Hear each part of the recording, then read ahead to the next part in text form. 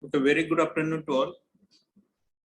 So today we will start with the next point. So yesterday we discussed the data structure, introduction of a data structure, definition we discussed. So am I audible to all clearly? Yes, sir. Yes, sir. Okay, PPTs are visible to all? Yes, sir. Okay, this part we discussed yesterday.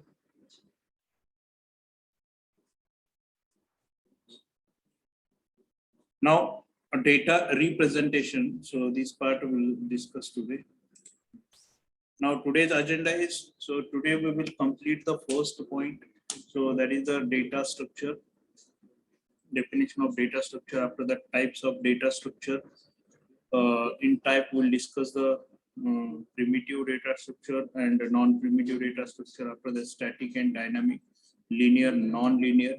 And after discussion on the types, after completion of the this data structure types, so we'll move to the next point, that is the searching algorithm. So in the searching algorithm, so we'll try to complete linear search and binary search, right?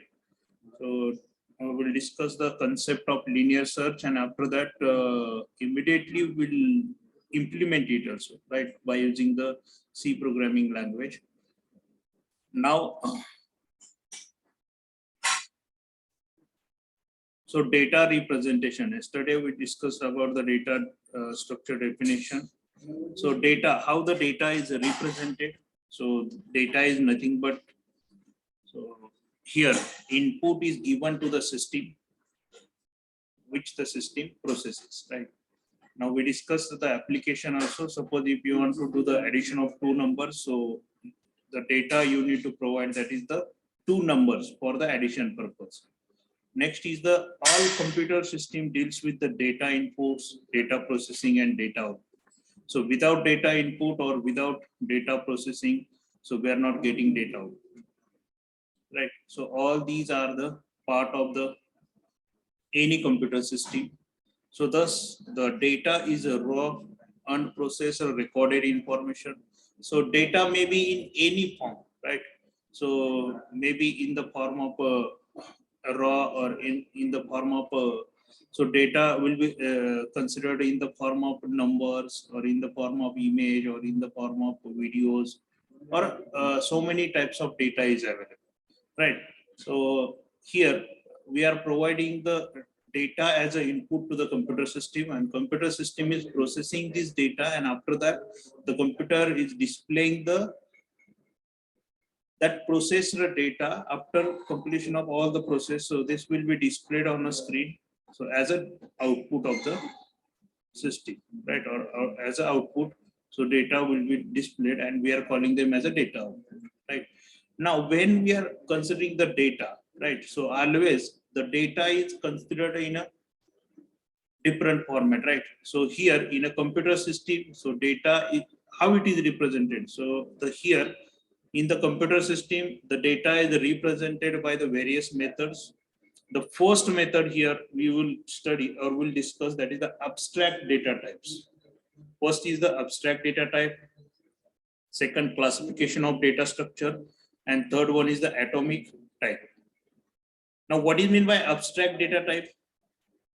Now in the first session itself we discussed about the one point, so types of data structure. So in that we discussed about the primitive, non-primitive, linear, non-linear. So example of the primitive data type is integer, float, right, character.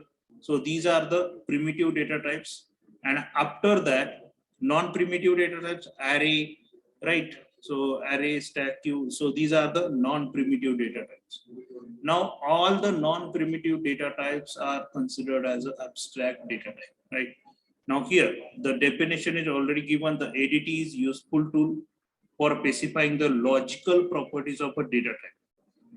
Now abstract data type tells us so what has to be done. Now it does not tell how to do it, right? So only the abstract data type tells us that so what has to be done by considering this data. but how it will be done, so this process will not be described by the abstract data type, right? Now the ADT does not tell how to process or how to do or what to do, right? Now only what has to be done, so this will be this kind of information we will get through this abstract data type, right?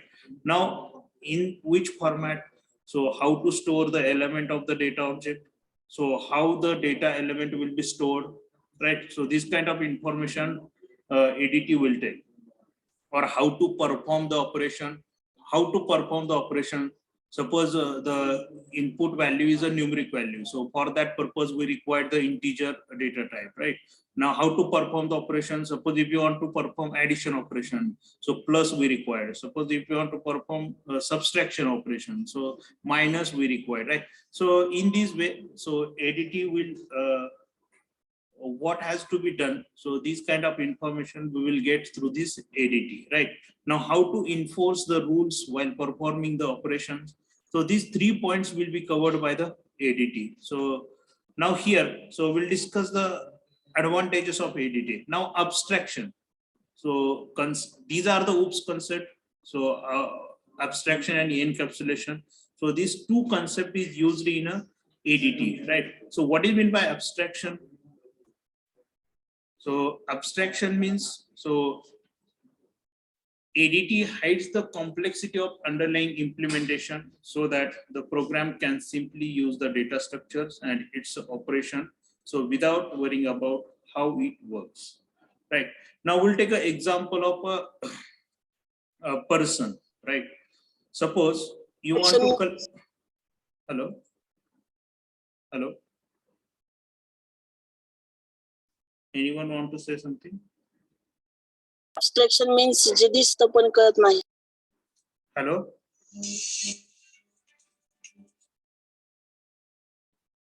Hello sir. yes. Abstraction means जे दिसतं पण कळत नाही. Okay, good.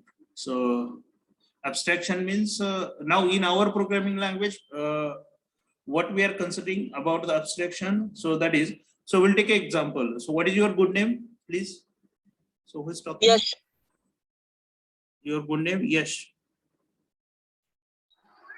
Yes, Kaulwa. Yash, right? Suppose we'll take an example of Yash, right? Now suppose if you want to admit to the college, right? Suppose if you want to take the admission for your engineering course, right? So what kind of information you are providing related to you? So I will explain the concept of abstraction. So by taking your example, so we'll consider the person name Yash, right? So person, so what kind of information we require? So that is depending on the application also. So where we are applying this object. So person as an object we'll consider, right? Now here we'll take an example of Yash, right? So Yash want to take the admission for the engineering. Now what kind of information he need to provide to the at the time of admission? As per the college requirement. So suppose if you want to take the admission for the engineering, so what kind of information you need to provide? Or college, first is the your name.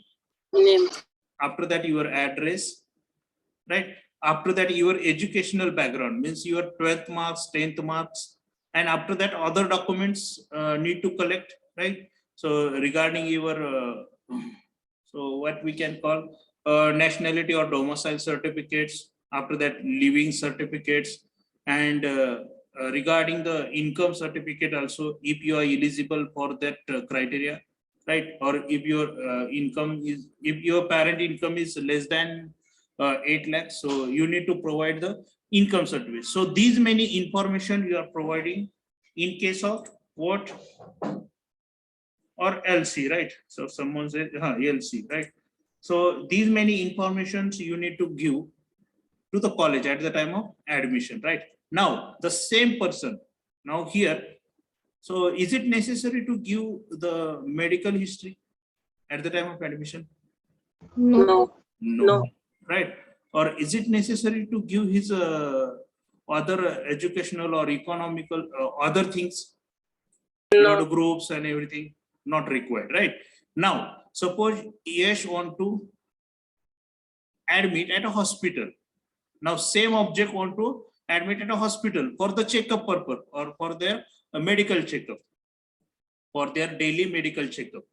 Now what kind of information he need to give at the hospital or for the medical checkup purpose? Blood group and all. His name, blood group, after that medical history. Is it necessary to give the 10th, 12th mark sheet? No. No, sir. Right? Means depending on the application, the object is providing the information. So at that time, so other information will be added. Right? So what object has done? So only the necessary information is given to that particular thing, right? So to the medical. So at the time of medical admission, or suppose the objective want to admit to the medical or to the hospital, right? So at that time he need to give only required information, right? And if the same object want to admit at school or college, so at that time, so different kind of information will be given, right? So this is called as an abstraction. So here the ADT hides the complexity of the underlying implementation so that the program can simply use the data structure and its operation without worrying about how it works, right? So abstraction means hiding the unnecessary information, right? So only required information is given to the that problem statement or where we are applying, right? So only required information is given, right? This is called as an abstraction. Now here the ADT is using the concept of abstraction. Now after that, next one is, I hope all of you understood the concept of abstraction. Yes, sir. Yes. Okay. Now next is the encapsulation. So what do you mean by encapsulation? Now here the data object and the whatever the operation you are performing on that object and what kind of rules you want to apply. So all these data object operations and rules are embedded or grouped into a single logical unit. So this helps in organizing the program in a better manner. So here, so we are embedding all the processes, data object. So what kind of data types you want to consider or what kind of operations you want to perform, right? And what kind of rules you want to apply. All these things are combined into one single unit, or we can call them as a logical unit, right? So this is called as an encapsulation, right? So these two concept is used by the ADT, abstract data types, abstraction and encapsulation. Next is the reliability. Reliability means, so data object and related operations are tied together or encapsulated, or they can be stored elsewhere and only used in the program. So hence the program will not be able to modify the data structures, right? So here the reliability means, so we need to consider the storage related things, right? So after encapsulation, so we need to store this encapsulated data to the memory, right? Or in the memory. So again, the storage is of different types. So that we will discuss whenever we will move to the next point, right? So here the data will be stored and other is not able to edit the data, right? Or not able to see the stored data. So this is called as a reliability. After that, generalization. So generalization means, so ADT is a general specification of the data structure, and implementation is left to the programmer only, right? And ADT can be applied for different data types according to their requirements. And for example, here the ADT for an array, so can be used to create an integer array or character array, right? So this is called as a generalization. So we'll see in detail at the time of implementation. So this is about the ADT, abstract data type. Now, most of the data structures we are implementing by considering the ADT concept, abstract data types. Now, classification of data structure. So we can classify the data structure into various types. So abstract or logical data structures and physical data structure, right? After that, primitive, non-primitive data structures. So already we discussed, and linear, non-linear, static and dynamic data structure, sequential organization and linked organization. So what do you mean by logical data structure? So to whom we are calling logical data structure? Now the ADT is called the logical data structure because it simply specifies the logical properties of a data type. So it is just a mathematical or a abstract concept which defines the data type. So we are calling them as a logical data structure. Now to whom we are calling physical data structure? Now by using the ADT, what we are doing, so what to be done or what to do. So these many things we are defining by using the ADT. So this is called as a logical data structure. Now, suppose if you want to implement it by using some programming language, so this implementation is called as a physical data structure. Now, when the ADT has to be implemented, so has to be given to how the data object has to be represented in a computer memory, so that their logical relationship is maintained and operations can be performed on them. So this is called as a data structure. Or simple definition of physical data structure is the first we are defining the logical properties, or we are doing the declaration of all the data types. So all these declarations are coming under the logical data structure. And after that, after execution of the program, so all these data type is executed and their value is stored in memory. So this is called as a physical data structure. So once the data is processed, and after processing, the value will be stored in a memory, right? So this storage and retrieving the data, right? Storing and retrieving the data is called as a physical data structure, right? Now, primitive, non-primitive, we'll discuss in detail, right?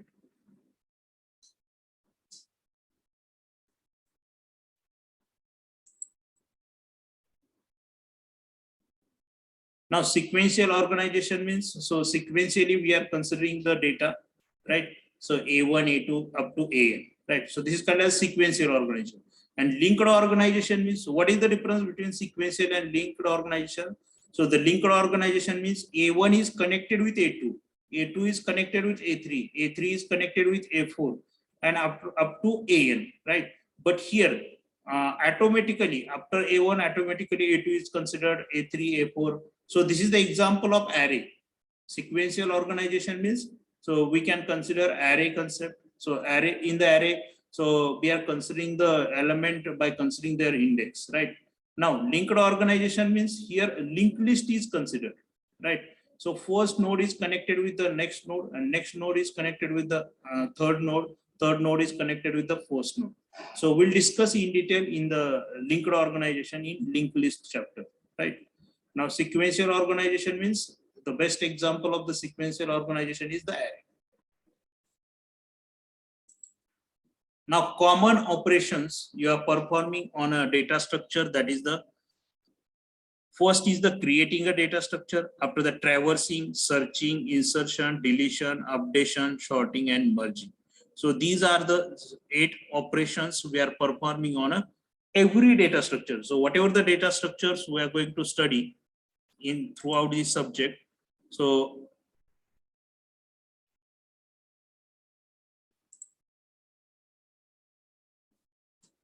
for every data structure, so we required all these operations, right? So creating, traversal, searching, insertion, deletion, updating, sorting, merging, right? So all these operations we require. Now if you want to dictate, so you can dictate all these operations, because for every data structure we need to consider this. And for your POE exam, so these operations will be asked at the time of oral.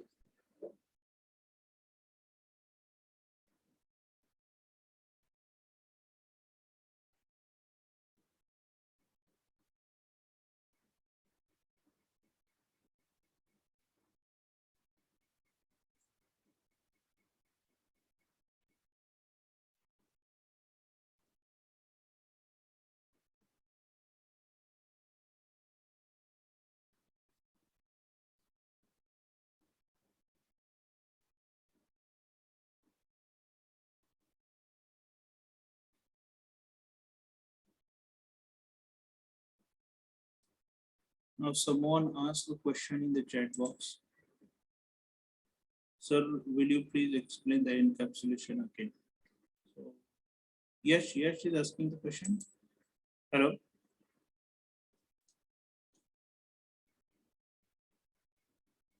So encapsulation means what we are doing. So we are collecting, or we can call them as a wrapping up the data, right? Suppose, for example, some variables we are considering, and after that we are defining some class.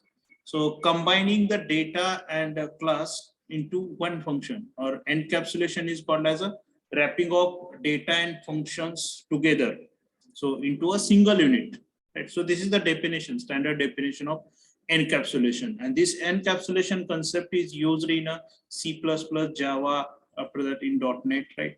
Now, in our data structure, so only we are considering the abstraction concept, right? And encapsulation. So if you want to implement the data structure by using the C++, so at that time we'll consider the encapsulation.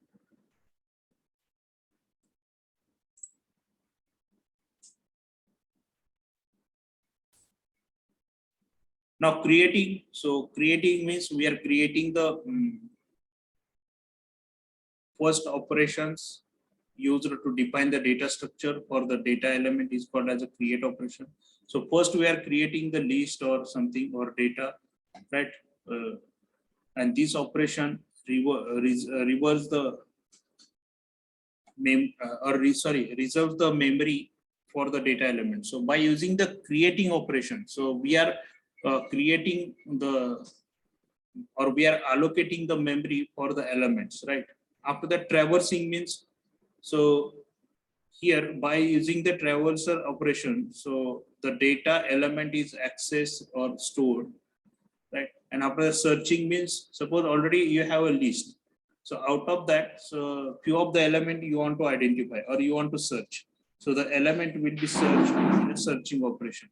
Insertion means, suppose if you want to add a new element in the existing list, so insertion operation will be used. So deletion means, suppose you want to delete some element of your existing data structure, so deletion operation.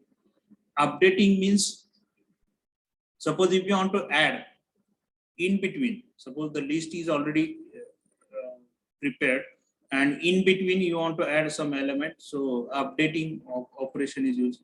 Now here, insertion and updating. So what is the difference between insertion and updating? So insertion operation is performed only at start. We are inserting the element at start or at the end, right? Now suppose if you want to insert the element in between, right? So updating operation is used. After that, sorting means, so we need, suppose you have a list of elements, numerical elements, right? And you want to sort them in a ascending or descending order. So at that time, so sorting will be used, or some alphabets you have, right? Suppose if you want to arrange them in a alphabetical order, so this sorting concept is used. So ascending or descending order, you will consider, you need to consider. Now merging. So merging means, suppose if you want to combine the two lists into a single list, right? Suppose two lists or sorted list you want to combine in a single list. So merging operations will be performed. So we'll discuss or we'll use all these operations at the time of data structure. So whatever the data structure we are going to study, right? So depending on the data structure, so for every data structure, we need to use these operations. So at that time, you will understand. Now this is the overview. So you must know the what kind of operations we are going to perform on a data structure. Now definition of algorithm already we discussed in the first session. Now here the very important point. So that is the complexities. So in order to solve the computational problem, so it is necessary to consider the various factors in order in solving the problem, right? Now complexity of the complexity, so this concept is very important. So of every data structure, so whatever the data structure we are going to study here in the subject, so we need to calculate the complexity of all the algorithms or all the data structures, right? So now complexity is calculated by considering the two parameters, or it is calculated by considering the time and space, right? So here, how it is calculated by considering the time and by considering the space, so that we will discuss here. So first thing is so computer has a limited memory space and it's efficient utilization. So already the computer, so already the space is already defined or space is already available, right? So how to utilize the existing space? How to utilize the existing space for your algorithm, right?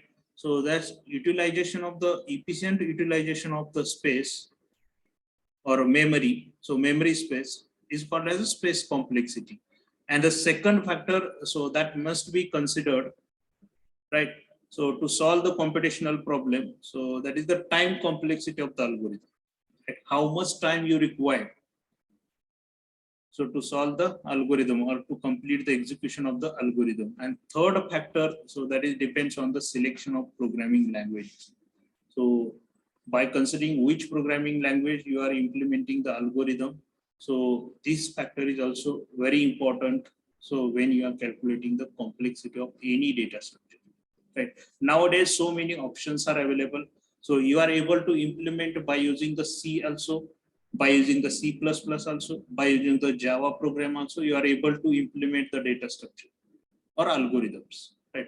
So for example, you can consider a searching algorithm or a sorting algorithm. So searching algorithm, you are able to implement by using the C programming language also, by using the C++ also, and by using the Java, by using the C# also, right? Now, out of that, which programming language you are selecting? So that is also important when we are calculating the complexity, right?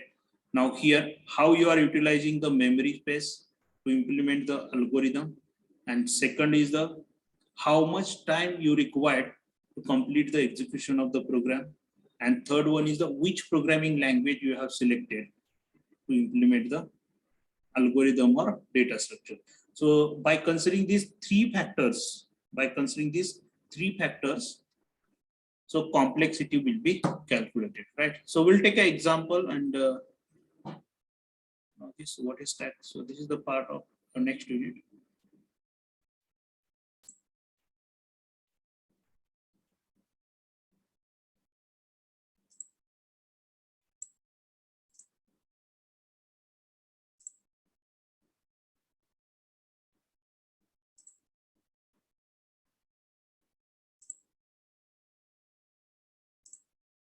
Screen is visible to all. Yes, sir. Yes, sir. Okay. Now, before going to this algorithm complexity, now this file is visible to all. We'll take Yes, sir. yes. Okay. Yes, sir. Okay. Now, the first before going to the algorithm complexity. So, what is mean by algorithm analysis? The algorithm. So, algorithm means any data structure, right? So always the data structure will be written in the form of algorithm, and after that, so the coder or programmer will implement this algorithm, right?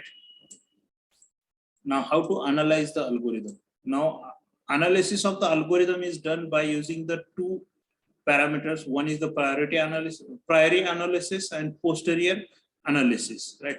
So, what is mean by priori analysis? Now, this priori analysis is considered before the implementation of the program. So, before the implementation of any of the algorithm or any of the data structure. So, priori analysis is considering the various factors. So, before implementation of the algorithm, like what is the speed of your processor, or which has no effect on the implementation of the part, right? So, speed of the processor is also important. Now we are calculating the time complexity, right? Means time complexity means we need to consider the speed of the processor, right? So this will be analyzed by using the priori analysis, right? So what type of processor you are having, right? So means hardware related things will be analyzed with the help of priori analysis, right? After that, storage device. So what type of storage device you have? SSD or normal hard disk is available in your laptop. So these things will be considered in a priori analysis, right? Now here the very important thing you need to consider in a priori analysis, that is the speed of a process, because this will affect on your execution of the program, right? Now after that, posterior analysis. So this document is visible to all.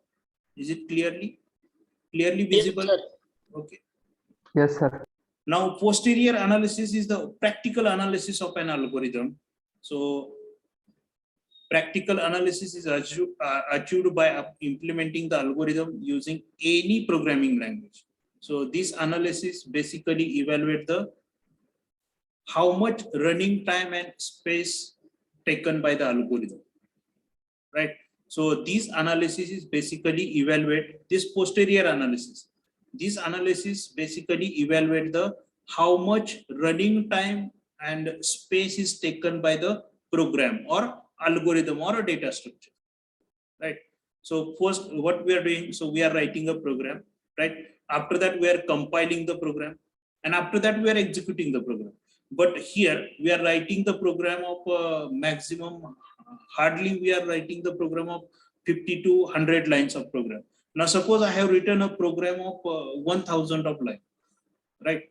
So obviously you need to consider the execution time also, right? Or how much memory is required to store the data, right? So these things you need to consider. So how it is calculated? So for that purpose, so posterior analysis is there, right? With the help of this posterior analysis, so we are calculating the how much running time is required for this particular algorithm or for this particular program, and space taken by the algorithm. Space taken means how much memory is utilized, right? Sometime now again the memory is utilized by the program is some temporary memory is utilized and some permanent memory is utilized, right? So permanent memory is required for what purpose? To store the final output, and at the time of processing, at the time of data processing, so temporary memory is used, or we are calling them as a cache, or this temporary memory is stored on RAM only. Or if the size of the RAM is 1 GB, so it will take more time to execute the program, right? And if the size of the RAM is 8 GB, so obviously the program will take less time, and because so program will get a maximum memory or maximum cache memory, right? So here, so all these things, so after implementation, if you are considering the running time and space taken by the algorithm, so all these is calculated by posterior analysis, and hardware related things, processing of processor speed, after that hard disk related things. So before implementation, so this analysis is called as a priori analysis. Now algorithm complexity is coming under the which analysis, posterior or priority analysis? Now in the complexity, we are calculating time complexity and space complexity. So this complexity is under the posterior analysis or priority analysis? Posterior analysis. Posterior analysis. Now this posterior analysis is very, very important in the data structure. Now for your POE exam or for your final year exam, or your final exam, so these for every algorithm, so you need to calculate the complexity, right? So we'll discuss what is meant by time complexity and how it is denoted, right? Now first is the time complexity, and after that we'll discuss the space complexity. Now the time complexity of the algorithm is the amount of time required to complete the execution, and the time complexity of the algorithm is denoted by using this big O notation. This big O notation is used. Now here the big O notation is a symptotic notation to represent the time complexity, and this time complexity is mainly calculated. So by considering the counting the number of steps to finish the execution. Now let's understand by considering the example of now here the simple examples I have given. So few of the part I have considered, not whole program. So I think sum is your integer variable, right? Now here, so what is mean by this? Sum equal to 0 means what you have done? What you have done in this program? Initialization you have done. Very good, very good. So here sum is your integer variable and you have initialized the 0 value to the sum first, right? Now suppose we have to calculate the sum of n numbers. We have to calculate the sum of how many numbers? N numbers. Now here, so for loop we need to use, right, to do the summation. So for I is equal to 1 to n will consider. Now this is the pseudo code. So pseudo code I have written, right?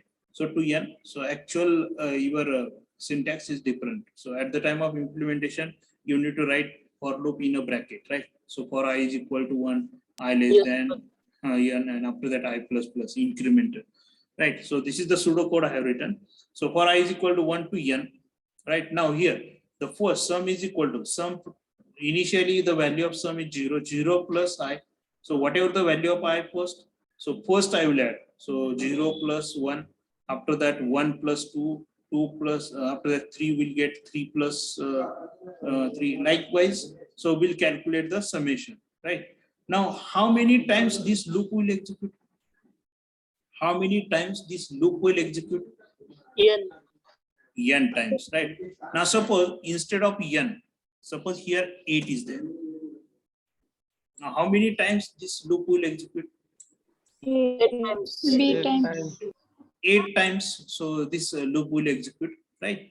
Now, in the above code, the time complexity of the loop statement will be at least n or at least 8, right? Means how many times it will execute. So this time is considered as a time complexity. And if the value of n is increases, the time complexity also increases. Now, while the complexity of the code, that is the return sum will be considered as a constant, and this constant value will not consider. So here, when we are calculating the time complexity, we need to consider only the how many iterations are done or how many times the code is executed. So this time, or to finish the execution, so how many steps or number of steps we need to consider, right? So how many times this loop is executed. So this number we are considering as a time complexity. Now here we are denoting the time complexity of this program as a big O of n. So we'll say the time complexity big O of n, right? O for what purpose? Big O. So to denote the time complexity, we are using the big O, right? So this time complexity we'll discuss after completion of any of the algorithm. So first we will discuss the any data structure or any algorithm, and after that we will calculate the time complexity of that algorithm, and after that space complexity also. Now next part is the space complexity.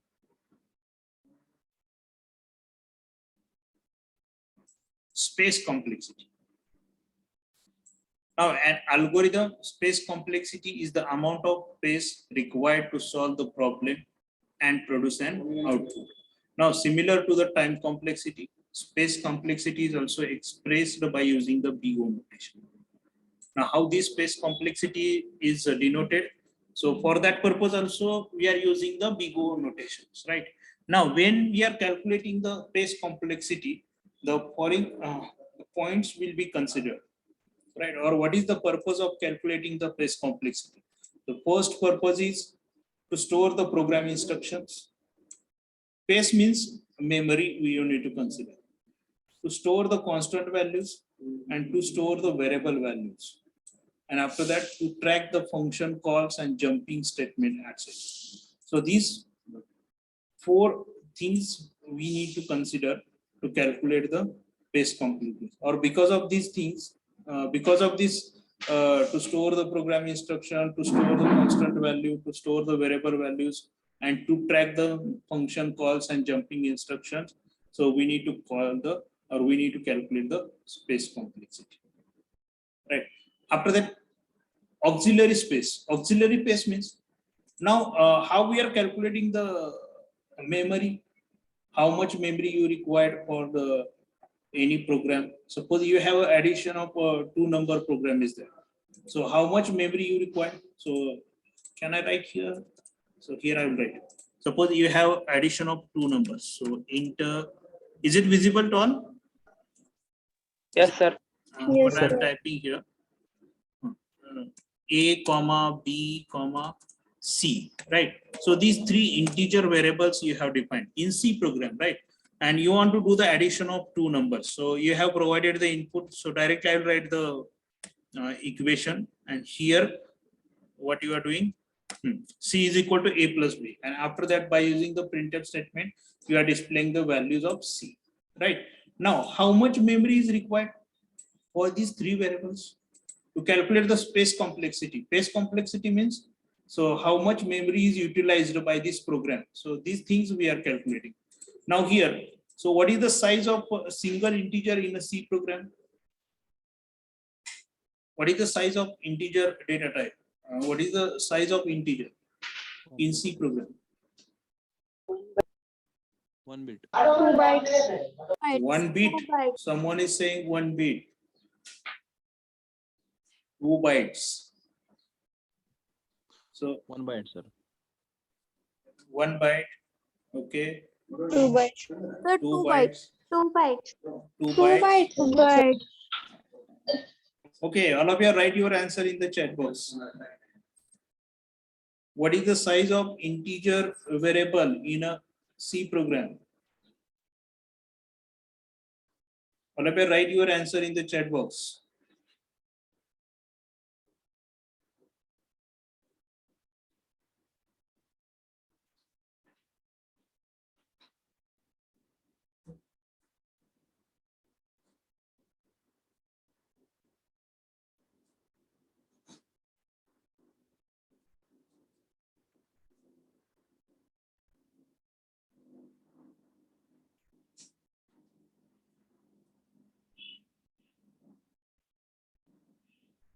Yes, I got the answer 34 only.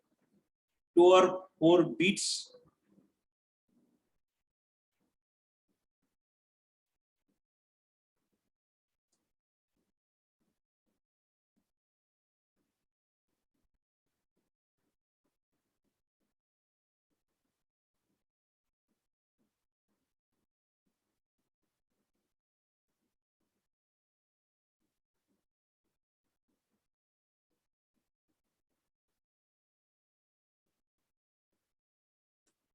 Okay, I got so many answers here.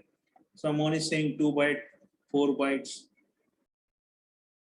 2 bytes, and range also given, right? Good.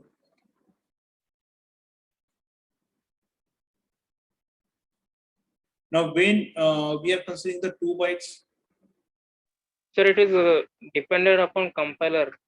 32 byte or 64 byte. yes, very good, very correct answer. Right, so that is depending on the compiler, that is of 32 bit or 64 bit, right? So 2 bytes, when it will be considered at 32 32, sir. 32, and when 4 byte will be considered? 64 byte compiler. Now you got the answer. Now this kind of question will be asked at the time of your technical interview also, right? All of you remember, right? So now this answer is correct. I think all of you have written the answer in the now. So my system is of 64 bit. Now here, so whatever the system I'm using for the explanation, so system is of 64 bit. So what is the size of A here then? 4 bytes. 4 bytes. 4 byte. Now, how much memory we require for this all these variables? 12 bytes. 12 bytes. 12 bytes. Means what is the space complexity of this program? 12. 12 bytes. 24 bytes. What is the space complexity? So here is the definition. Now, all of you read the definition. So auxiliary pace, the extra pace required by the algorithm, excluding the input size, is known as the auxiliary pace.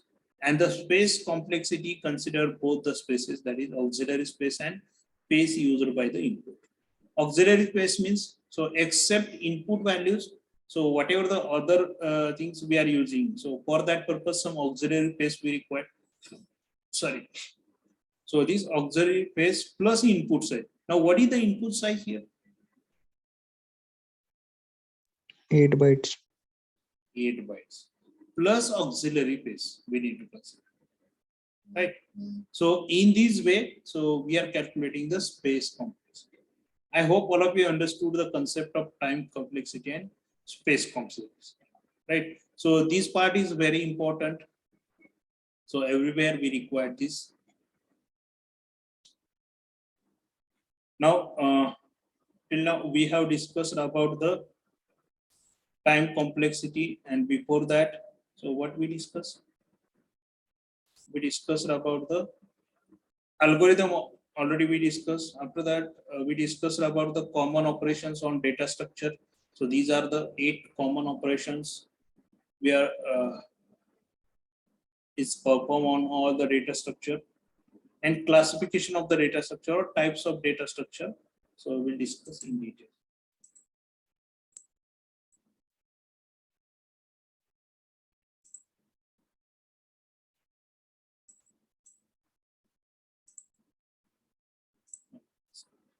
Now, unit number 1, introduction to data structure and searching sorting. So what is data structure? So this part is completed here, right? So we discussed in detail. Now, next point is the types of data structure. So in that, static, dynamic, primitive, non-primitive, linear, and non-linear. So these points we will discuss now.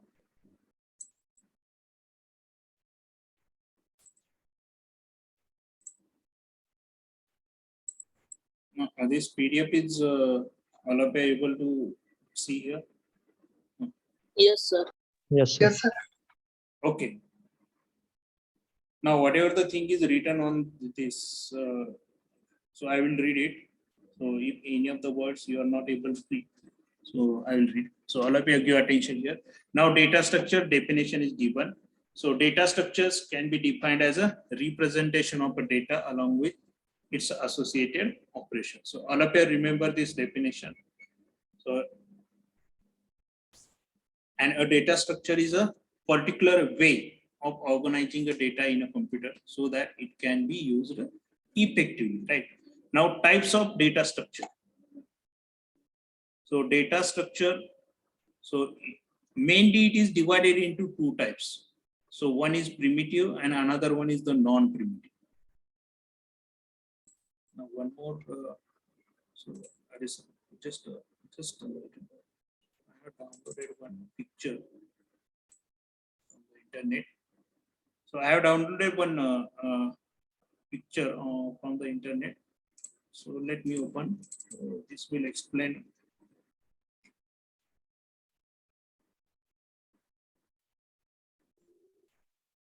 Okay, is it visible to all? So this picture is visible. Yes, sir. Now here, the data structure is mainly it is divided into 2 parts. So first is the primitive data structure, and after that non-primitive data structure, right?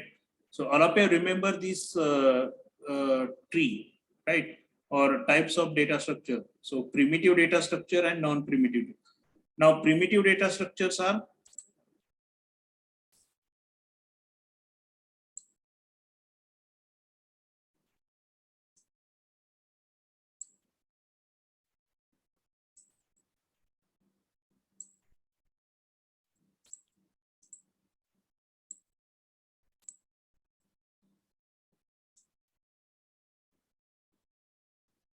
now is it visible? Both are visible.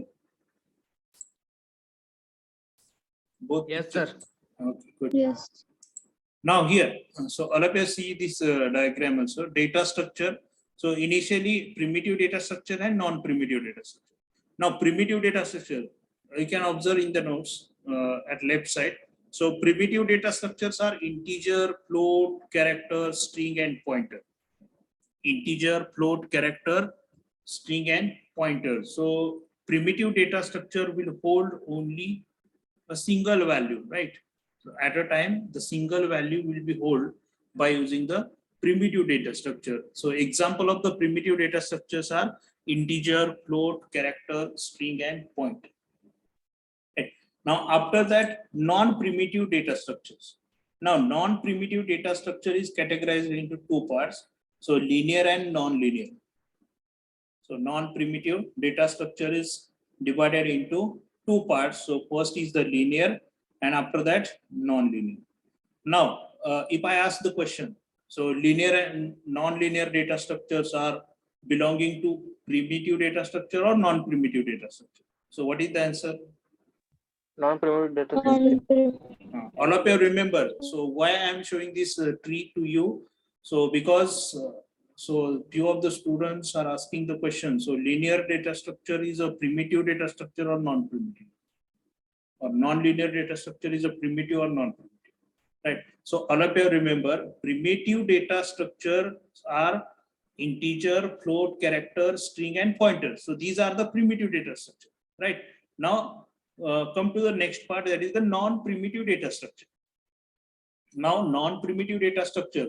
So first it is categorized into two parts. So one is the linear data structure, and after that non-linear data structure, right? Now non-linear data structures are tree and graph. Now here in both the diagrams I have given. So only the things I have not added here, static and dynamic. So that's why I have downloaded this picture. Or I will share this diagram on your group, right, or this picture. So all of you have dictate or note in your notebook. So now non-linear data structure is again categorized into two parts. So example of the non-linear, or we'll say example of the non-linear data structure is tree and graph. So we are going to discuss the tree and graph in the section number 2, right? So meaning of the tree data structure will discuss in the section 2, and graph also in section 2. Now after that, linear. Now linear data structure is divided into two parts. One is the static data structure, and after that dynamic data structure. Now, so what is the example of static data structure? What is the example of static data structure? Example of static data structure.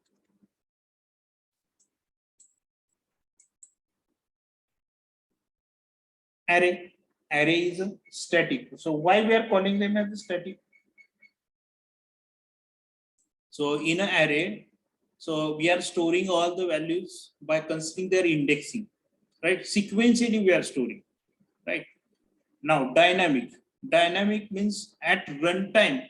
At runtime, so we are allocating or we are assigning the values, or we are linking, right? So example of the dynamic data structure is the linked list, stack, and queue. Linked list and stack and queue, right? So example of dynamic data structure is linked list, stack, queue. Now, now I am expecting the answer from your side. So tell me the example of primitive data structure. I will ask the question. So I'm expecting the answer from your side.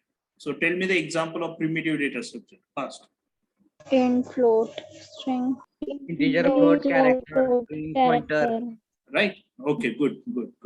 Now tell me the non-primitive data structure. Examples. double, Non-primitive data structure. Double is primitive or non-primitive? primitive, Primitive. Now tell me the example of non-primitive data structure. Array, stack, queue. Array, Array, stack, queue, linked list, tree, graph. All these are the example of non-primitive data structure, right? Sir, string. String is the example of primitive data structure. So already I have written here. See at left side. class, Integer, float, characters, string, pointers. All these are the primitive data structures. class, non-primitive, class is a part of program, right? Non-primitive data structures are array, linked list, stack, queue, tree, and graph, right? String. Sorry. String. Primitive. Already I said string is a primitive. So you can see here at left side. So here already I have written example of primitive data structure. Inter, float, character, string, and pointer. String is a primitive data structure. Yes, got the answer. Please explain it, sir. How it is a primitive, sir, string. So already I explained in Not the primitive. previous session.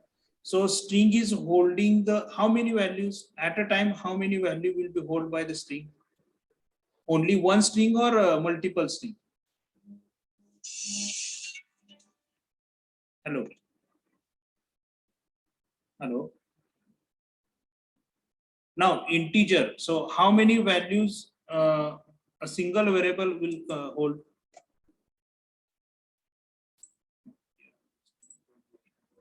One. Now these are the integers. So int a I have written, right? Or b or c you can write, right? Now so a will hold how many values? Only one value, right? So suppose I have written float a comma b comma c, right? So here the a will hold only one value at a time, right? Not more than one. But as compared with the this, suppose here I have considered a array of a. Suppose I have considered a of 10. So this is the array.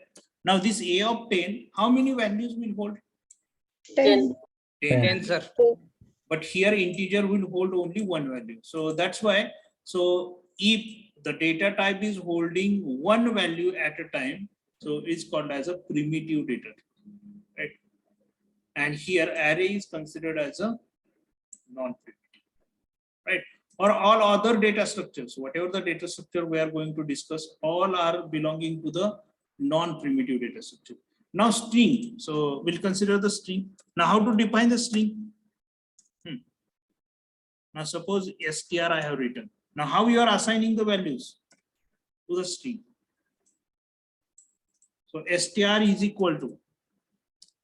So here string we are writing by considering a single quote or double quote, right? So A, B, C or hi, hello you want to store. Hi, hello. Right. But in a computer, this is considered as a single or collection of the characters, right? So at a time, how many strings you are holding? Only one, or is it possible to hold by writing comma? But sir, we contain a lot of character in it. Yes. It is contains a lot of character, but it is a single string, na? So this is the single string. So that's why we are calling them as a string, separate data type. Char is a different. So char is a,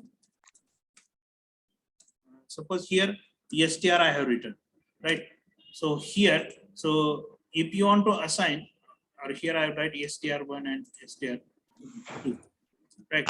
So here, is it allowed to give the input like this to this? No. Here, can I write like this?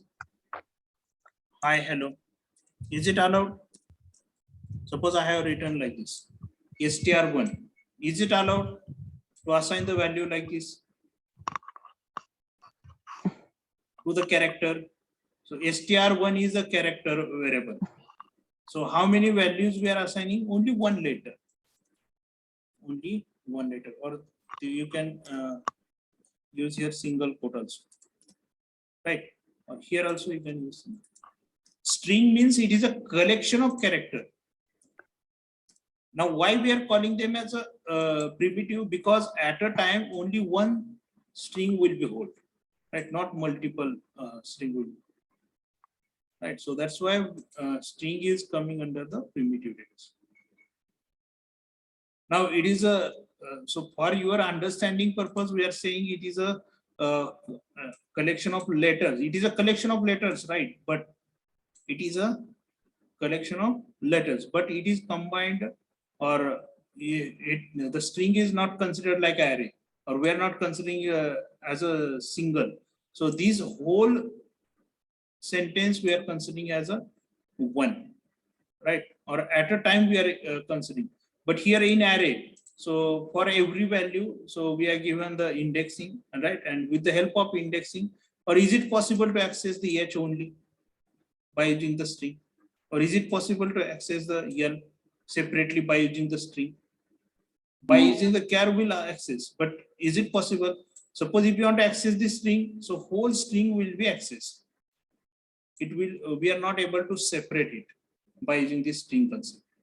Now, by using the other techniques, so we'll display EH at this location, EH at this location, right? As a letter will display, but as a string will not display, or we are not able to divide this. Right? So that's why the string is coming under the primitive. So guys, so the better way is the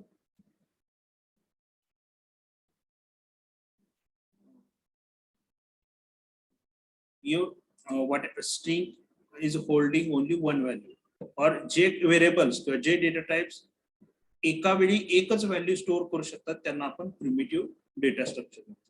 आणि जे variable एका वेळी जास्तीत जास्त value store करू शकतात त्याला आपण non primitive म्हणतो. All of you have understood why we are calling string as a primitive? Now next question is, so tell me the dynamic data structure. Example of the dynamic data structures.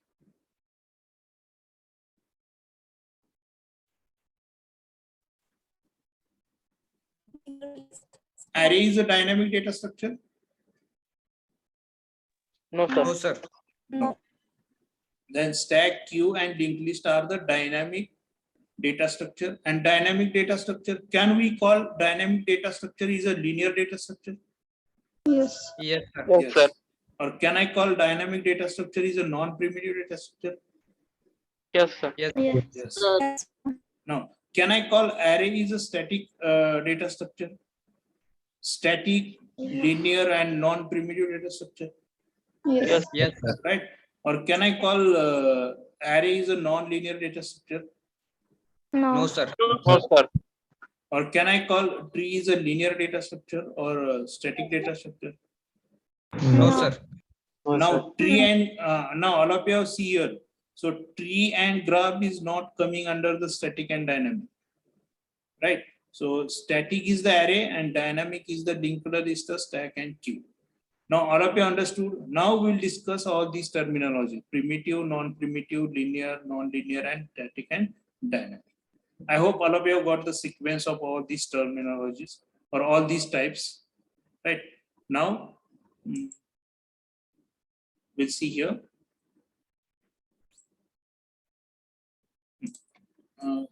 Look at left side of the now this is the now what is the definition of static and dynamic data structure? So static data structure gives the fixed area of a memory in which so it can operate so within, or memory size is allocated to data is a fixed, but it is possible to change the content of a static structure without increasing the memory space allocated to it, right? So in the static data structure, the memory is fixed. Already we have considered the example of array. So first initially, so how we are saying memory is fixed? Suppose here I have written a of 20 and here a is the integer, right? Now my machine is of 64 bit. So how much memory is allocated to this array? How much memory is allocated? 80. 80. So okay, so how you have calculated it? So 20 into 4. 4 bytes. So why you have considered 4 bytes? Because of my machine is of 64 bit, right? And if it is of 32 bit, so here you need to consider 2, right? Right. So here, so after declaration of this array, so automatically the memory space will be allocated for this array. So that is 4 into 20, that is 80 bytes memory is allocated. And here in this array, now suppose, so how to write array? So is it right? Now suppose here I have defined only 3 variables. Is it allowed to define 3 variables? Yes, sir. Yes. Yes. Now how much memory is utilized here? Yes. How much memory is utilized? 12. Out of 80 bytes, only 12 bytes I have utilized. Now remaining memories are still not utilized. Right? So this is called as a static. Now, but so at the time of compilation, so or at the time of compilation only, so this memory is allocated, not at the time of execution. So at the time of compilation, we are assigning the memory to this variable. That's why we are calling them as a static data structure. Now, if you consider other data structure, that is linked list, queue, after that stack, right? So stack, queue. So these are the different data structures, right? Stack, queue. So we'll discuss in detail. Don't worry about that. And linked list. Right. Now, when you will implement these 3 data structures, right? So at that time, so we are not allocating the memory to the stack at the time of compilation. So memory is allocated at the time of execution only. The memory is allocated at the time of execution, depending on the elements, how many elements you are. Now, suppose if you have added some element and after that you have deleted, so automatically if the element is deleted, so whatever the memory is allocated for that element, so that memory is released, right? But in case of static data structure, so once you have allocated the memory to this variable, and afterwards, so in future, suppose if you have deleted the element, the whatever the memory is allocated allocated to that element, so that will remain as it is. So this will not be released. So that's why we are calling them as a static data structure. Right now here the definition is written. After that, dynamic data structure. So in dynamic data structure, so it is possible to change the assigned values of elements as it was with the static data structure, and also in the dynamic structure. And the initially allocated memory size is not problem. It is possible to add element and remove the existing elements. But here, so we can remove in static data structure, we are able to delete the element, but we are not deallocating the memory which was allocated to that element, right? So we'll delete the element, but we are not able to delete the allocated memory, or we are not able to deallocate the allocated memory. So this is the difference between the static and dynamic. We'll see the difference also. How this difference is visible to all. Now, first difference, static data structure and dynamic data structure. So static data structure is given a fixed area of a memory in which it can operate. So fixed area of memory is given. So A of 20. So this 20 size of array is already given, or fixed area is given. So within that 20 only we are assigning the elements. Right. Suppose if you want to add extra elements, so for 21st number element, so we need to increase the size of that array, right? Now here, the size of the dynamic data structure is not a fixed, it is a flexible. So this is the first difference. Second difference is static data structure provide more easier access to elements with respect to dynamic data structure. Now here, why the access is more easier? Because here, so all the locations are fixed. Now here, the location, suppose if you want to access the 20, you know the index, so 0, 1.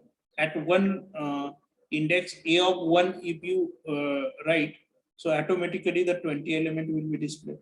Because the location or indexing is fixed in an array, right? But in case of dynamic data structure, this location or indexing is not fixed. So always it changes. right? So access to the element is not so easy as compared to the static data structure, right? Third difference is static data structures are not flexible, and these dynamic data structures are flexible. Flexible, why we are calling them as a flexible? Because we can rearrange the, we are able to change the sequence also, right? So, but here in array, it is not possible, right? So once we have allocated the memory to the particular element, so this will not be deallocated, or will not be changed. But here in dynamic data structure, we are able to change the memory also, or we are able to change the location also, right? Now here, the static data structure, the elements of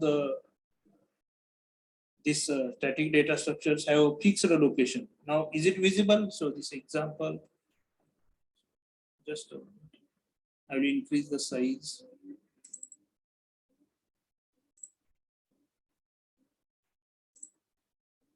Now, is it visible? So for the difference, or you So- can zoom on your mobile, so it will be visible for you. Now, static data structure, the element have fixed location. Now here, the how many elements are there? How many elements? A, B, C, and D. Four. Four elements are there. And address of all the elements. So first address is A of 01, A of 02, A of 03, and A of 04. So these four addresses given to these four elements, right? Now, after that, we'll compare with the dynamic data structure. In dynamic data structure, elements are added dynamically. Elements are added dynamically. So the location of elements are dynamic and determined at runtime. So all of you remember these difference is very important. Now here, so four elements are there. So first is A, second is B, third is C, and D, and after that, next is the null. Null means empty. Now, one more thing. So here we are considering the sequential organization concept. So we discussed the one point, sequential organization and linked organization. Now here, in static data structure, we are using the sequential organization concept, but in dynamic data structure, so we are using the linked organization concept. Linked organization means, so first element will connect with the next element. Now, how it will be connected? By writing the address of next element. So for that purpose, we need to use the pointer concept. So at the time of linked list concept, we'll discuss in detail. Now A will address with the B. Suppose B want to connect with D, so this arrow will be connected with D, and D want to connect with C, and so in this way, right? So that's why we are calling this organization as a linked organization.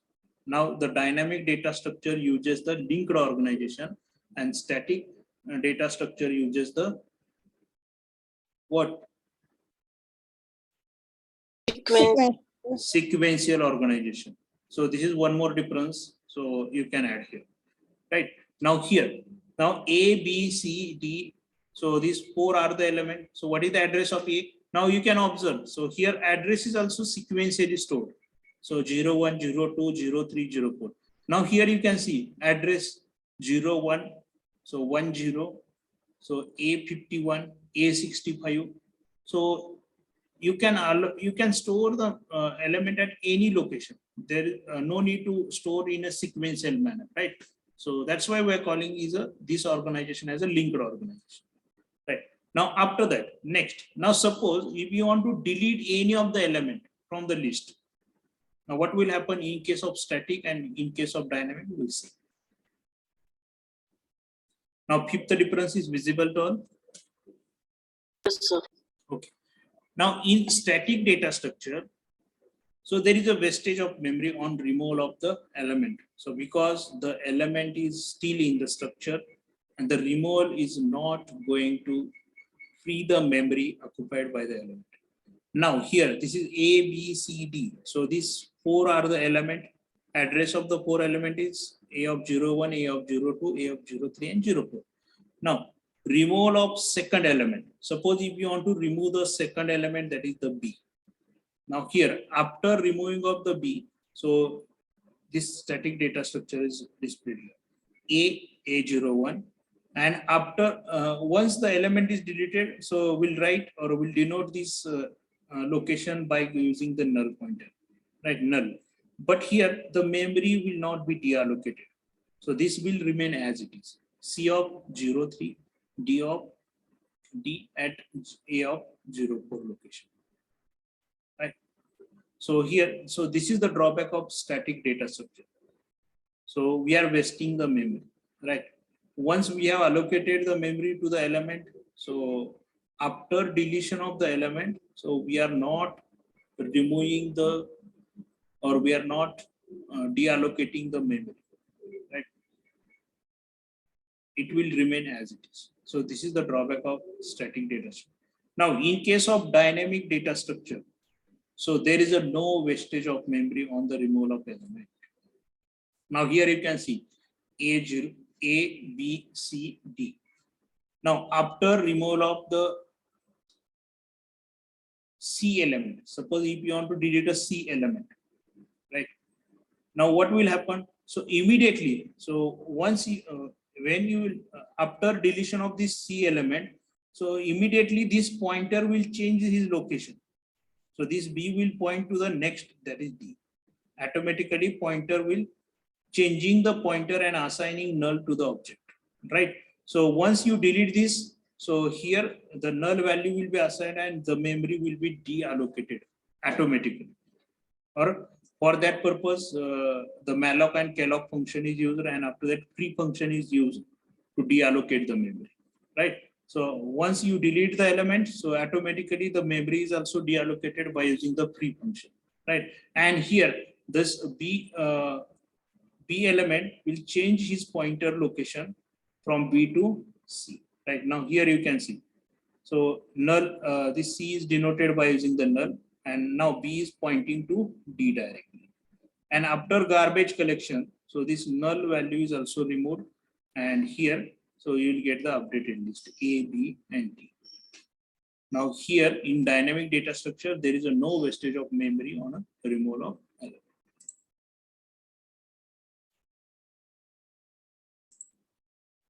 Right, all of you have got the difference. So 5 difference we discussed, and one more difference is static data structure and dynamic data structure. So 6, it is not possible to add new element in the static data structure as its structure is fixed. And in dynamic data structure, it is very easy to add new element in a dynamic data structure. Now we discussed the 6-7 differences, right? I hope all of you understood.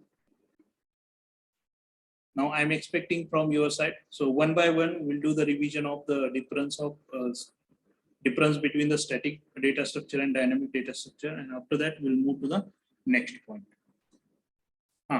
Who will explain or just read out the first difference? Anyone? First difference. What is the difference between static data structure and dynamic data structure? First difference. Static data structure is Anyone, one by one. After that, static data structure is given a fixed area of memory in which it can operate. Dynamic data structure, the size of dynamic data structure is not fixed, it is flexible. Okay, very good. Thank you. Next. Who's talking? Next, please. Rutuja? Who is giving the answer? Second difference.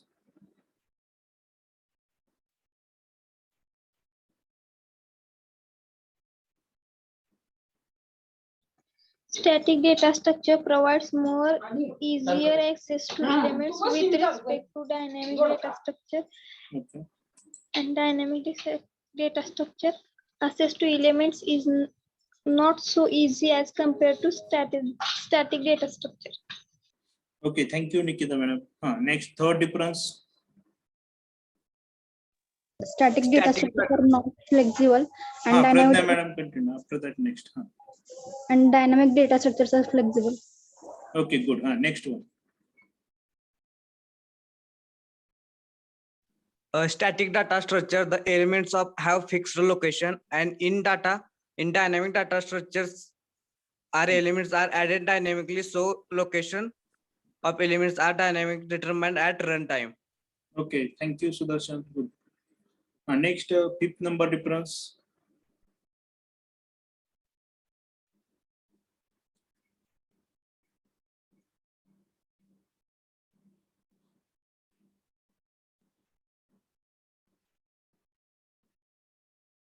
Yes, anyone?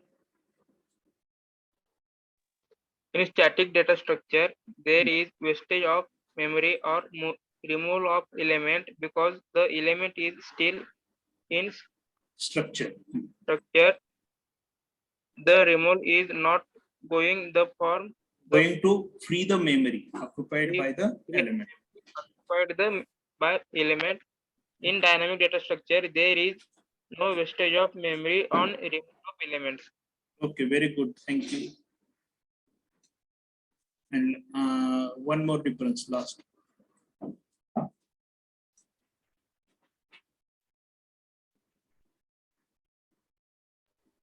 It is not possible to add new element in static. Rutuja madam, so you can tell next one. Yes, want to say something. It is not possible to add new element in static data structure as its structure is fixed. It is very easy to add new element in dynamic data structure. Rutuja madam, so one more difference I said. So organization. Sequential organization is used for static or dynamic? For static, sir. Static. And linked organization in a dynamic. Okay, good, very good. Linked organization for the dynamic. I hope all of you understood the point that is the static and dynamic. Is there any doubt? You can ask the question related with the static and dynamic. All of you understood, so you can write. If you understood, so you can write yes in the chat box. If you are not understood, so you can say no in the chat box. So we discuss whatever the point we discussed up to static and dynamic.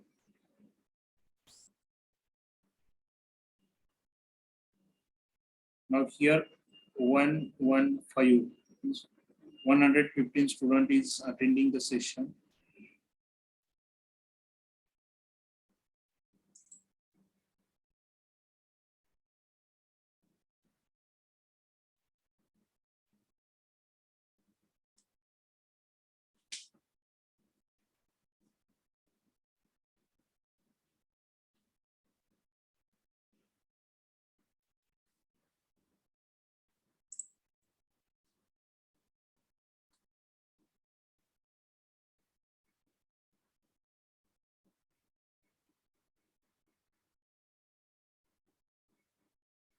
Okay, understood and interesting. Good.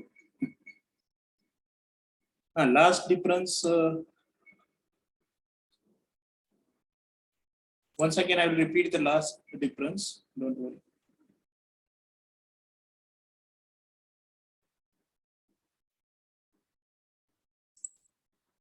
Last difference is static data structure is not possible to add a new element in static data structure as its structure is fixed. And in dynamic data structure, it is very easy to add new element in a dynamic data structure. So, so this I will explain you. Now suppose, all of you give attention. The question is very good question asked by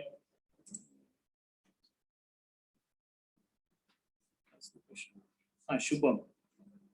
Right. Now suppose I have an array.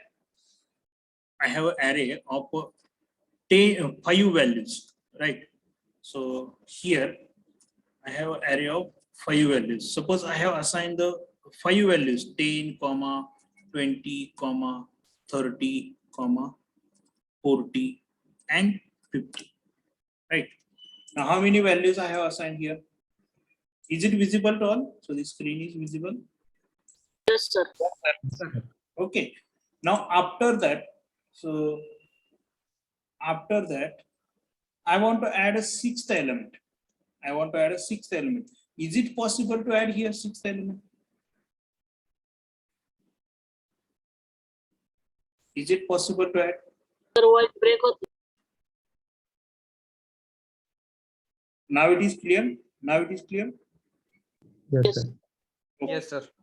Now here I have declared one array A of 5, right? Size of the array is 5, and I have assigned the 5 values, and I want to add the next new element in this array. Is it possible to add? No, sir. No. So that's why, so we are saying here, so it is not possible to add new element in the static data structure as its structure is fixed. Now suppose structure is fixed. Structure is fixed means 5. Now here I have added this 4 element. 4 element I have assigned. Now is it possible to add next one? Yes, sir. Yes. Sir. Okay. One element. So depending on the size of the array. So if the size is 5, means this is the fixed structure, right? So only you are able to add 5 elements. So more than that, if you try to add, so it is not possible. So this is the meaning of this statement, right?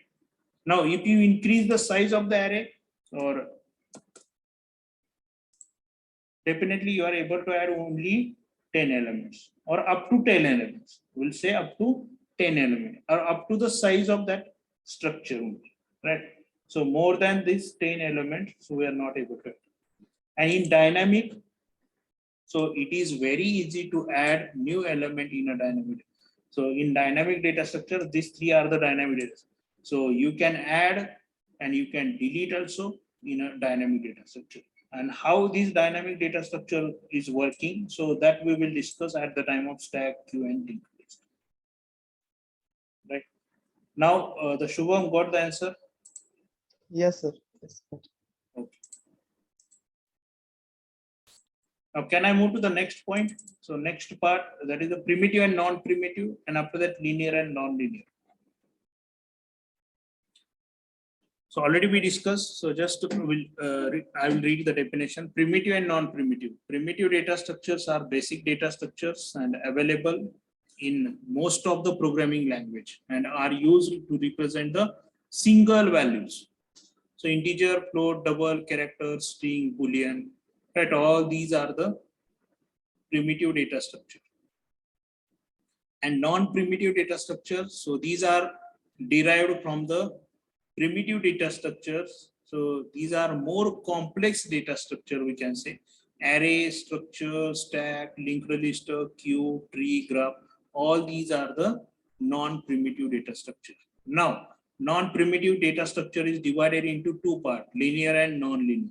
So linear data structure, so it is a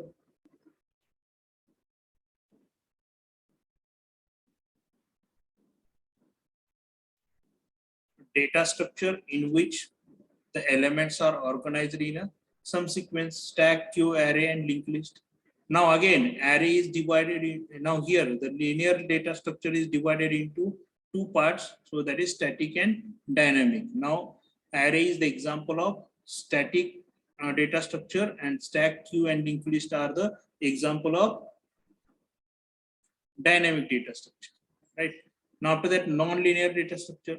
So when the data elements are organized in some arbitrary function without any sequence is called as a non-linear data structure. An example of the non-linear data structure is tree graph. Now I'm expecting the difference from your side.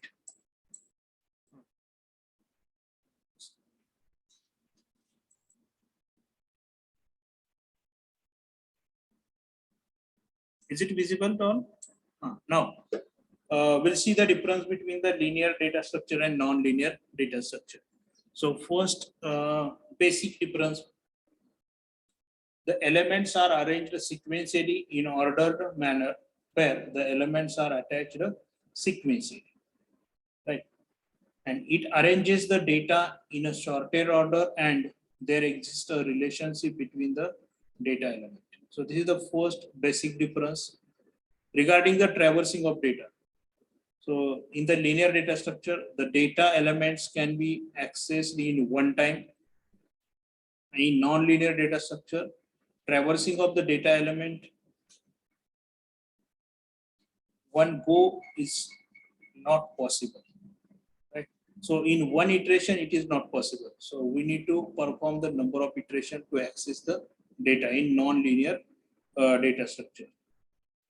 Now, second difference is the regarding the implementation.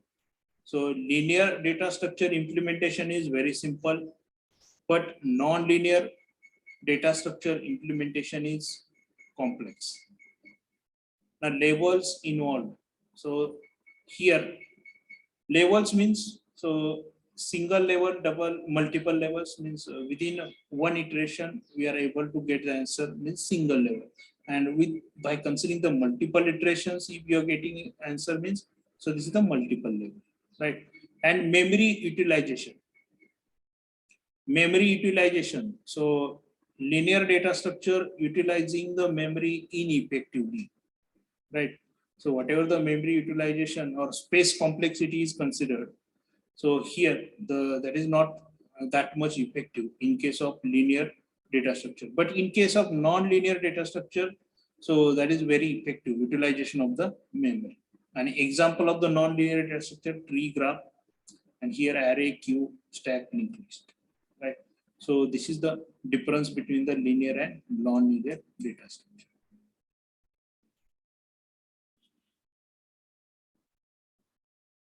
Now we'll complete this difference, and after that we'll move to the next again very interesting algorithm, that is the searching algorithm, and definitely you will enjoy the implementation of searching algorithm. So within 2 minutes so we'll finish this difference. So one by one. So first difference. So who will read? Sir, can you repeat second difference? Traversing of the data. So data element. Now here traversing means, so here we are using the array, queue, stack, linked list, right? Now suppose if you want to access the data of the array, right? Suppose if you want to access the element which is a of 0 or a of 1 location, so you are able to access within one iteration only, or at a time you are able to within one iteration you are able to access the data element can be accessed in one time, right? But in this tree and graph, is it not possible to access the element by using one time? So you need to check a number of conditions. Now, for example, tree, right? So you need to check the root. After that, you need to check at left side or right side. If the value is less than root value, so you need to check at the left side, right? Now again, at left side, so many childs are there. Now again, you need to check the compare with the childs, right? And if the value is greater than root, so you need to check at the right side, and again at right side so many chats are there. So within one iteration you are not able to fetch the data. So within one iteration you are not able to fetch the data, or you are not able to retrieve the data.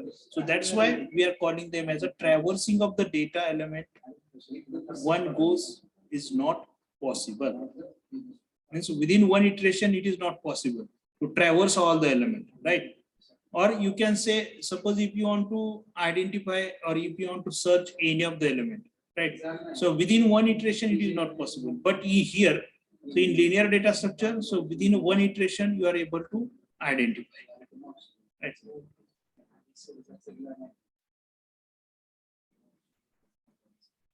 Understood or not? जर समजा मला एखादा element access करायचा आहे, तर linear data structure मध्ये तो element मला एका इटरेशन मध्ये किंवा एका सर्च मध्ये मला तो सापडू शकतो. पण नॉन लिनियर मध्ये तो एका सर्च मध्ये सापडेल का? समजा ट्री असेल तर तिथं पहिल्यांदा मला रूट चेक करावं लागेल. रूटला नाही मॅच झाला तर परत त्याच्या लेफ्ट साइडच्या सगळ्या व्हॅल्यू चेक करावं लागतील. तिथे नाही मॅच झाला तर परत राईट साइड असेल. म्हणजे इथं depending on the values.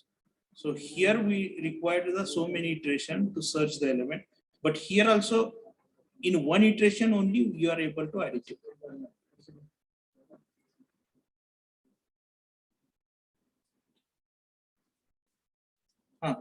Who will read the first difference? Yes, first difference. Basic in linear data structure. The elements are arranged sequentially in order manner where elements are attached sequentially. Okay, Basic good. in non-linear data structure. In arrange the data in arrange the data in storage order, and there exists a relationship between the data and element. Okay, good. Next, traversing of the data. The data elements can be accessed in a one time, and traversing of a data in non-linear data structure elements in a one go is not possible. Okay, good. Third one, regarding the implementation. Implementation. Ease of implementation in static data structure is simple, and in linear data structure is simple, and non-linear data structure is Complex complex. for the implementation. Very good. Thank you. So levels involved, single, multiple. So I will complete Level it. in order, linear Linear. in single. Okay. And for the non-linear, multiples. Right. So when we will discuss the actual data structure, at that time you will understand the why we are calling multiples and why we are calling single. Right. Okay. Next, last difference, memory utilization. Memory utilization in linear data structure is ineffective, and non-linear data structure is effective. Okay, examples of linear and non-linear. Linear array, queue, stock, and non-linear trees and graph.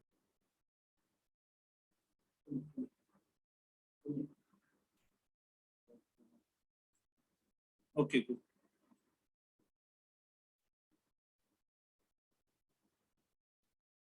We'll take a break of 1 minute, and after that we'll start with the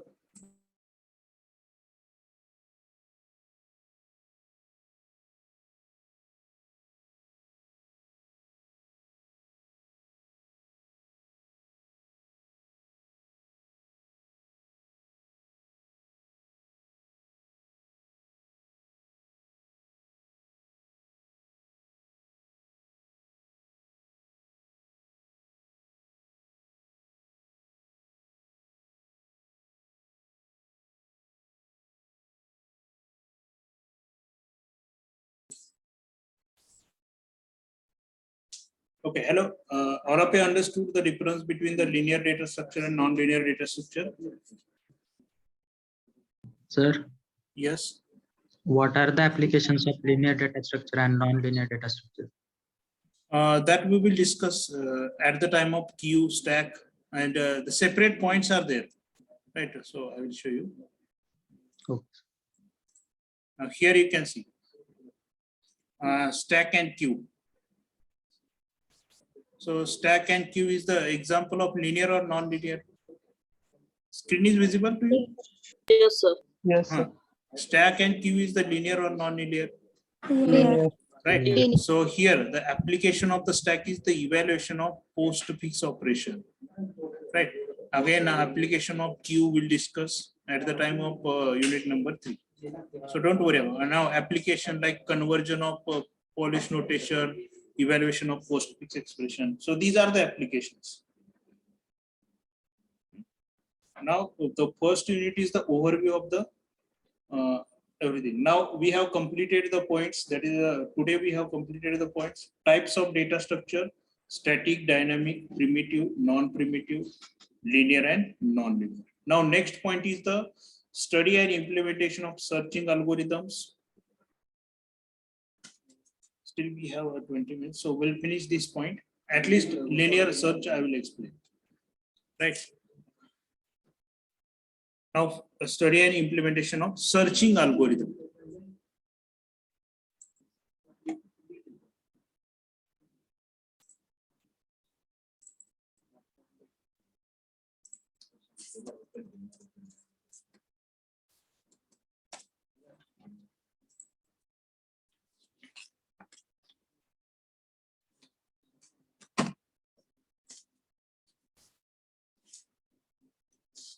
This notepad is visible to all? Yes, sir. Searching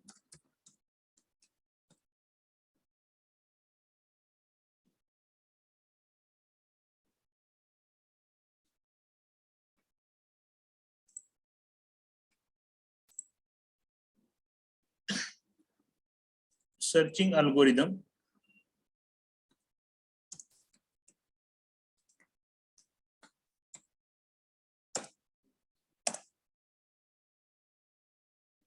So this is the point.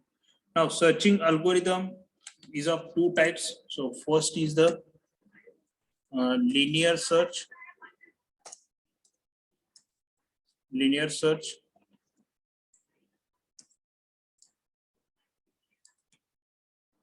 And second one is the linear search or searching agents. Linear search and binary search. Binary search.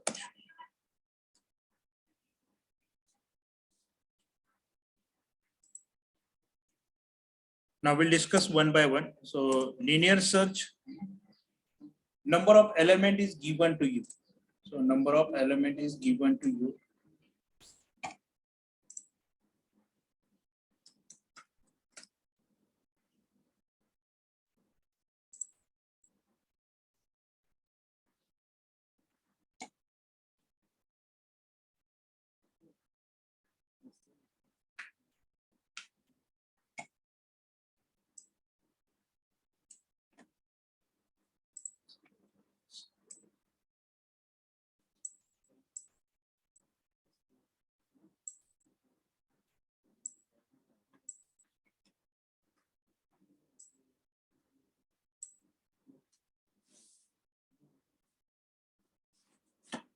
Now, both paint is visible term. This one. Yes, sir.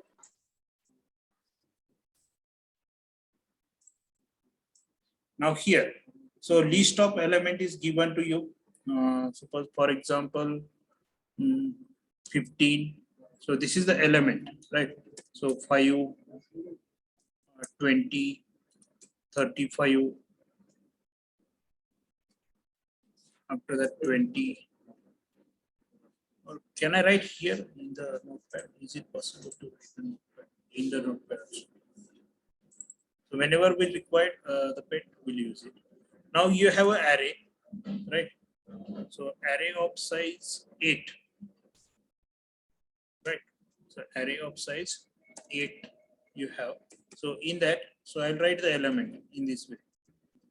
So this is not actual syntax, but for your understanding purpose, I am writing in this way. So 8 elements I will write 15, 5, 20, 35, 2, 42.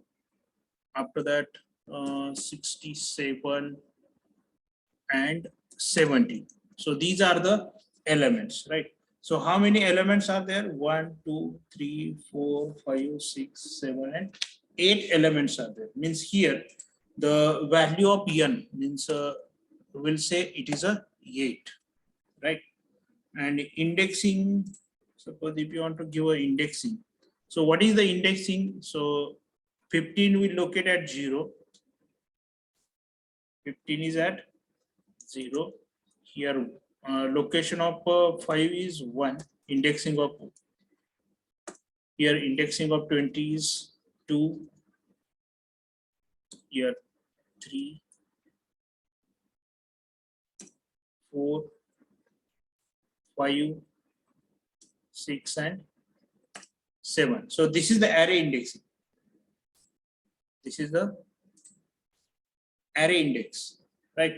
So 15 is located at which index? 0. 0. Now all of you remember the location and index is a different. Location and indexing. Location and indexing. So these two terms are different. So how many locations are there? How many locations are there? 8. 8. And how many indexings are there? 8. Indexing 0 to 7. Indexing is from 0 to 7 and location will be represented from 1 to 8. Right. Now here, so what we want to do, so we are talking about the linear search. Now the linear search is also called as a sequential search. Linear search is also called as a sequential search. So linear search is also called as a sequential search. Or I will say or. So name of the linear search is, another name is sequential search. Right. Now what you are doing, so you need to consider one element out of this list. But one more thing you can observe here. So this linear search is a very simple searching algorithm. Now whatever the list we are considering, right? So this list is not in the ordered format, right?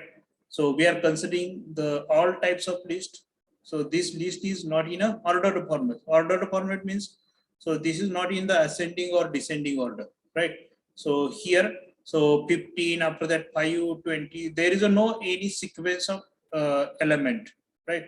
So we are not considering increasing or decreasing order of the element. So by default, all the elements we are considering here, right? Now, what is the purpose of this linear search algorithm?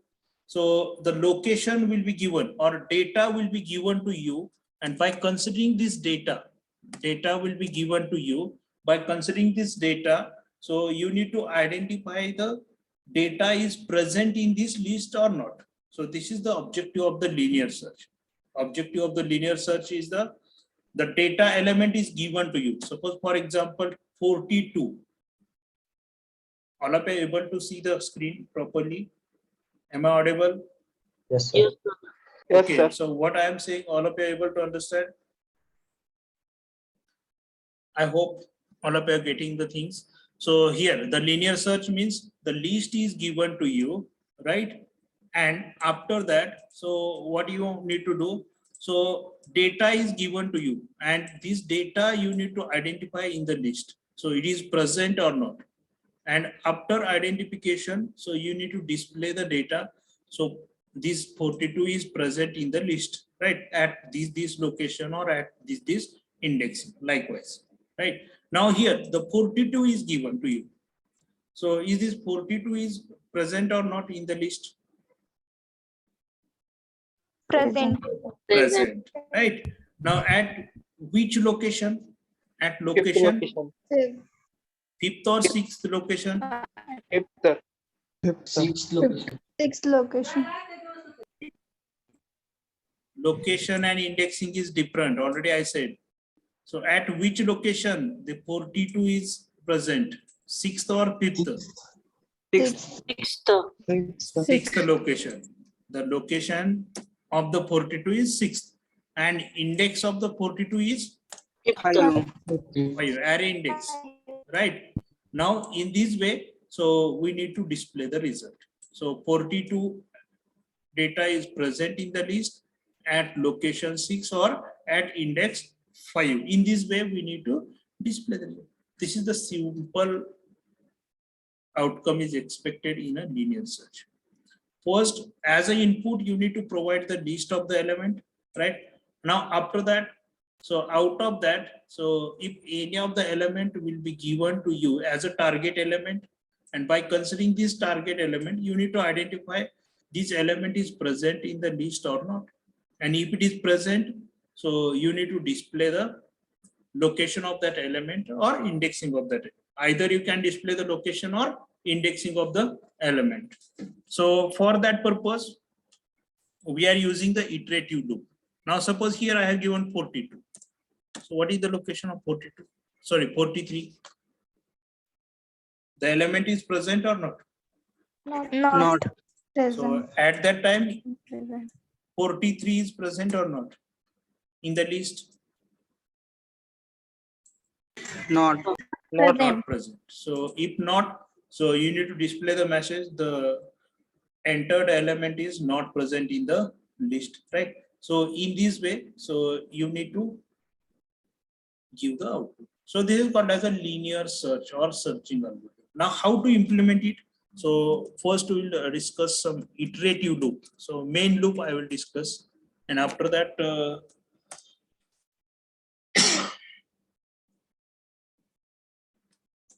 we'll see the actual program or how to implement this. Now first, here I will consider the for. How to consider here for I. Just a moment.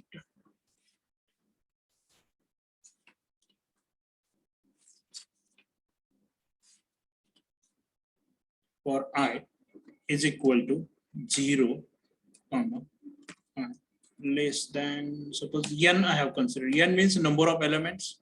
Here number of elements 8 I have considered. So here n I will write.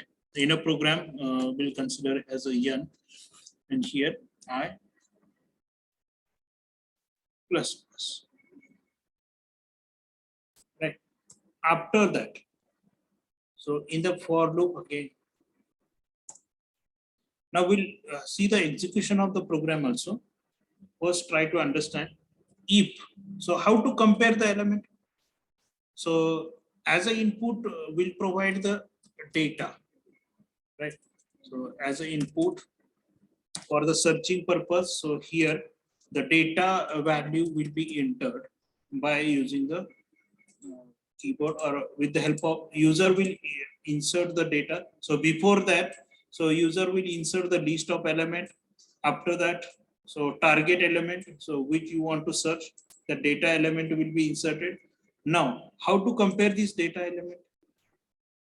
Now you need to compare this data element with all these elements, right? So first data will compare with the 15.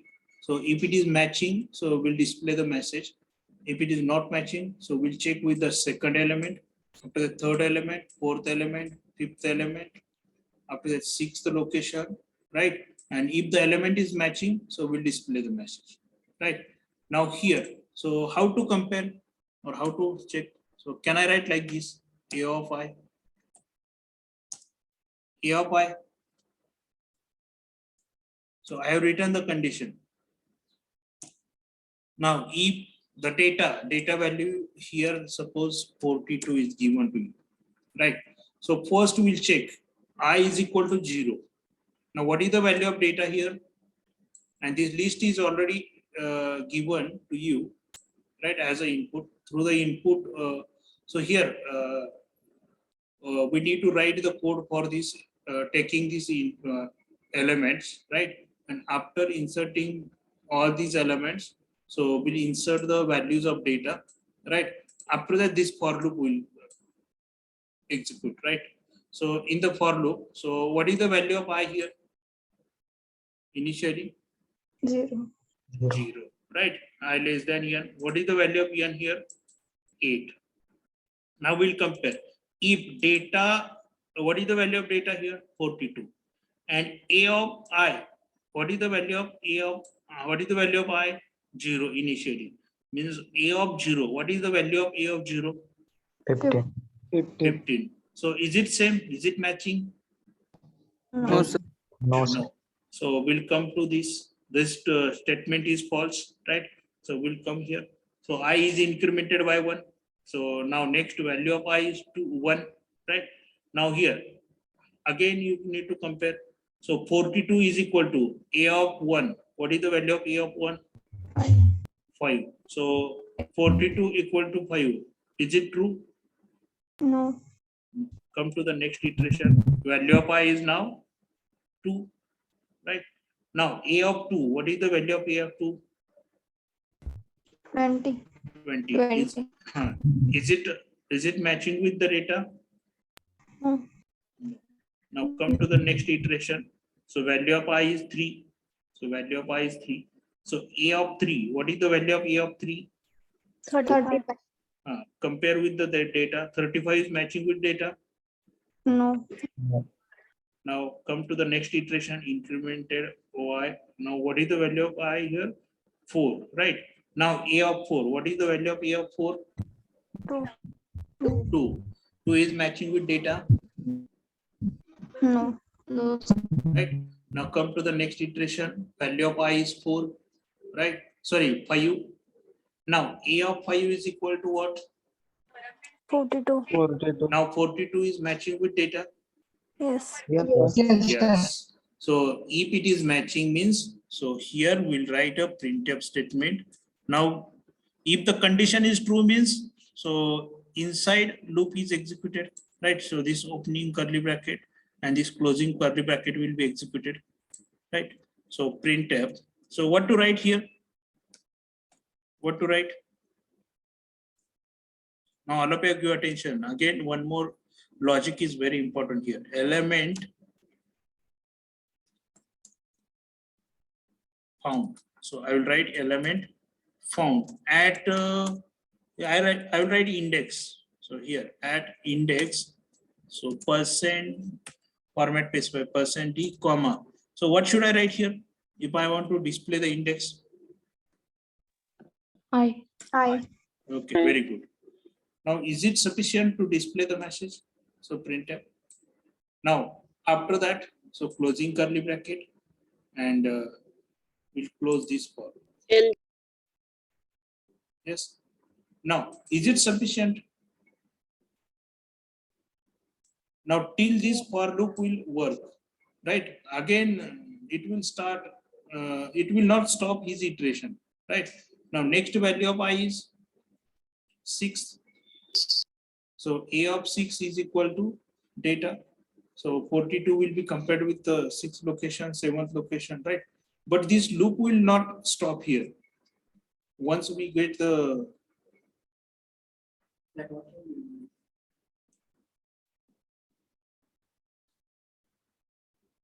here we got the element, but this loop is not stopped. So what to do? We need to write some stopping conditions. Break. Where to write break? Inside the if loop or outside the if loop? Can I write here? Break. No, sir. Outside the No, loop. outside loop. Outside? Okay. Outside means where? Outside. Outside means outside of the if loop or outside of the for loop? Now what? Outside of if loop. Outside of if loop. Okay. Now we'll check. Now we'll check it from the starting onwards. Data you have inserted 42. Now check it for the first time. Now initially the value of I is 0, right? After that I less than n condition is true, I plus plus. Now come to the here, come to this if statement, right? Now A of 0, what is the value of A of 0? 15. Compare 15 with the data, right? Condition is true or false? Condition is false. Means this, if the condition is false means the cursor will not goes in this curly bracket or opening and closing curly. Now after that it will come here, and after execution of this break statement, so automatically program will goes out of this for loop. It will not go in the next iteration. Then writing break here is a correct or wrong? Wrong. So where we need to write the break, so we'll write inside the if the condition is false, so it will not go inside the this opening and closing curly bracket. It will go here. Once this statement is true, so it will go inside this opening and closing curly bracket. It will display the element, and after that immediately it will goes out of the for loop because of this break. Now here we need to write the break statement. Right. Okay. Now here, suppose I have considered a 43. Value of the data is 43. So what will happen? The data is not present. So here we are checking only the available data. Now, now here the value of n is 8, right? So 7 iteration, after completion of this 8 iteration, so the program will goes out, but we need to display the message. So that is, so what message we need to display? The element is not present or element is not found in the list. Such a kind of message we need to display. So where to write this message? So this message will write after this for loop. So how to write after the for loop? So if is equal to if, here I write if r equal to n. So here the n, right?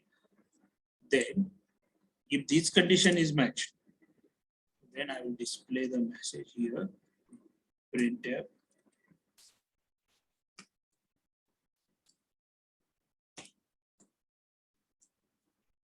Here I will display the message, element is not found.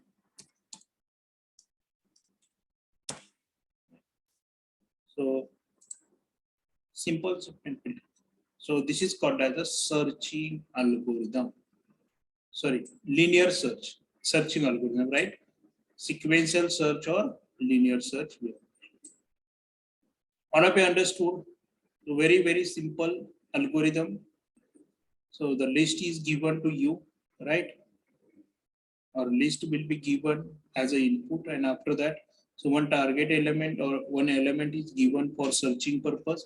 So you need to search the element which is present in the list or not. If it is present, so you can display the index or element or location. It is present or element is found at index. Like this, this kind of message you can display. Otherwise, if the element is not found, so you can display the message element is not found, right? Okay, all of you understood the linear search algorithm? Any Yes. doubt? Yes, Okay. sir. So we'll see the program in the next session. Now we will stop here. So thank you. So is there any question? So you can ask. Otherwise, we will stop here.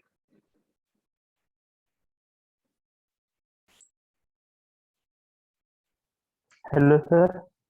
Yes. Sir, please share notes of this topic.